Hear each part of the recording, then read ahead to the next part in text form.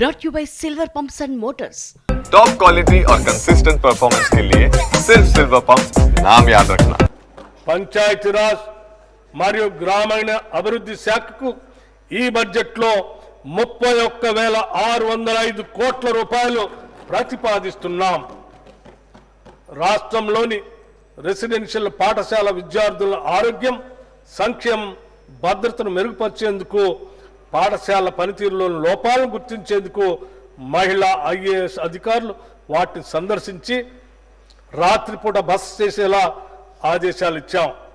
వాటి పనితీరును మెరుగుపరచడానికి తక్షణమే తీసుకోవాల్సిన చర్యలతో పాటు దీర్ఘకాలిక చర్యలను కూడా సిఫార్సు చేయాలని వారిని ఆదేశించాం. 2024 ఆగస్టులో తెలంగాణ ప్రభుత్వం మహిళల భద్రత కోసం ప్రత్యేక కమిటీని ఏర్పాటు చేసింది. ఈ కమిటీలో మహిళా మంత్రులు, అధికారులు సభ్యులుగా ఉంటారు. ఈ కమిటీ రాష్ట్ర వ్యాప్తంగా మహిళల భద్రతను మెరుగుపరిచేందుకు తక్షణ దీర్ఘకాలిక వ్యూహాలని రూపొందిస్తుంది. రాష్ట్ర ప్రభుత్వం చేపట్టిన కార్యక్రమాలు అన్నింటిలోనూ మహిళలకు పెద్దపీట వేస్తున్నాం.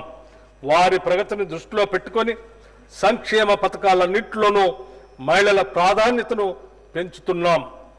మహిళా శిశు సంక్షేమ శాఖ ఈ బడ్జెట్లో 2,862 కోట్ల రూపాయలు ప్రతిపాదిస్తున్నాం.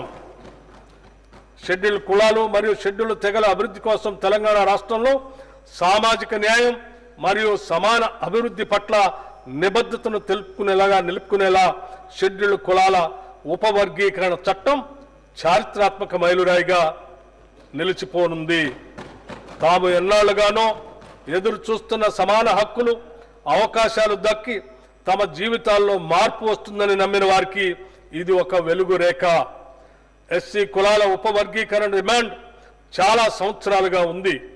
దీని ముఖ్య ఉద్దేశం అత్యంత వెనుకబడిన షెడ్యూల్డ్ కులాల వర్గాలకు న్యాయమైన ప్రాతినిధ్యం, విద్య మరియు ఉపాధి అవకాశాల్లో న్యాయమైన వాటా కల్పించటం.